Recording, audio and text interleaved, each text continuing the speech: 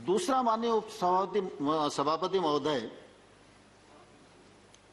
ग्रामीण क्षेत्र में हम सब जानते हैं, यहाँ बहुत सारे हमारे साथी बैठे हैं जो गांव में रहने वाले हैं, और गांव में चाहे आबादी के क्षेत्र में हमारा मकान बना हो, चाहे कोई भी संरचना हमने अपने रहने के लिए अपने खेत में बनाई हो, उसका मालिकाना हक किसी के पास नहीं होता था।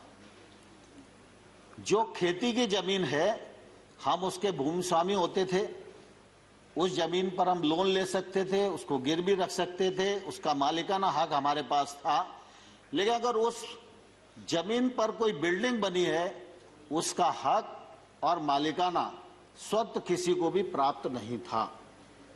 मुझे कहते हुए प्रसन्नता है कि गत वर्ष पंचायती राज दिवस के अवसर पर हमने प्रधानमंत्री जी को अनुरोध किया और स्वामित्व नामक स्कीम प्रारंभ की, जिसको 6 राज्यों में हम लोगों ने पायलट किया और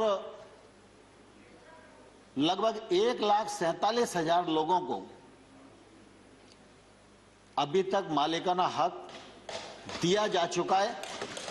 और मुझे कहते हुए प्रसन्नता है कि वित्त मंत्री जी ने इस बजट में इस स्कीम को 6 राज्यों के अतिरिक्त अब पूरे देश में प्रभावी कर दिया है, पैसा देना स्वीकार कर लिया है।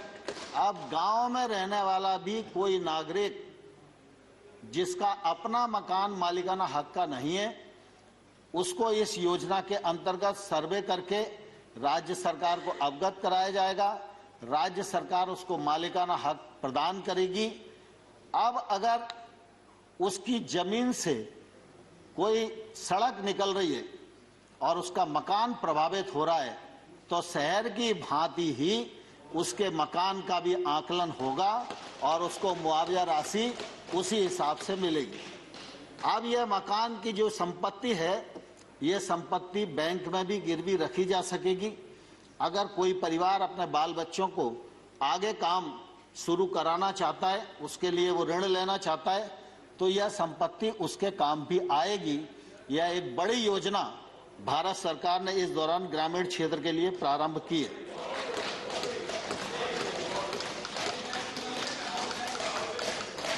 दूसरा, माननीय सभापति महोदय, मनरेगा, यह तो सच है कि आप सबके कार्यकाल में प्रारंभ हुआ। फिर यह भी बात कही जाती है कि कुछ लोग कहते थे कि मनरेगा गड्ढों वाली योजना है। तो आप भी इस बात को अच्छे से जानते हो, हम भी इस बात को अच्छे से जानते हैं कि भाई जब तक आपकी सरकार थी तब तक निश्चित रूप से उसमें गड्ढा खोदने का ही काम होता था। लेकिन मुझे कहते हुए प्रसन्नता भी और गर्व भी है, शुरुआत आपने की, लेकिन उस योजना को परिमार्जित हमने किया। और आज मैं यह गर्व के साथ कह सकता हूं कि मनरेगा के अंतर्गत बनने वाली लाखों जो संरचनाएं हैं, उनको जियोटैग करने का काम किया। मनरेगा के मजदूर को उसके अकाउंट में पैसा जाए मजदूरी, केंद्र सरकार से यह सुनिश्चित किया। और मनरेगा बहुआयामी बने, बहुउपयोगी बने। मनरेगा सिर्फ लोगों को अकेला रोजगार देने का ही काम ना आए, रोजगार तो व्यक्ति को मिले ही, लेकिन ऐसी संरचना बने, किसी गरीब आदमी के यहाँ कैटल शेड बन जाए तो पशुपालन के लिए उसको काम आएगा, उसकी ताकत बढ़ेगी।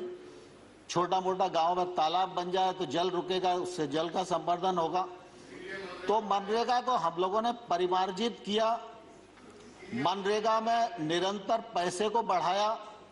और जब पिछले बार कोविड का संकट आया तो 61,000 करोड़ का बजट था, उस बजट को बढ़ाकर 1,11,500 करोड़ रुपया देना सुनिश्चित किया।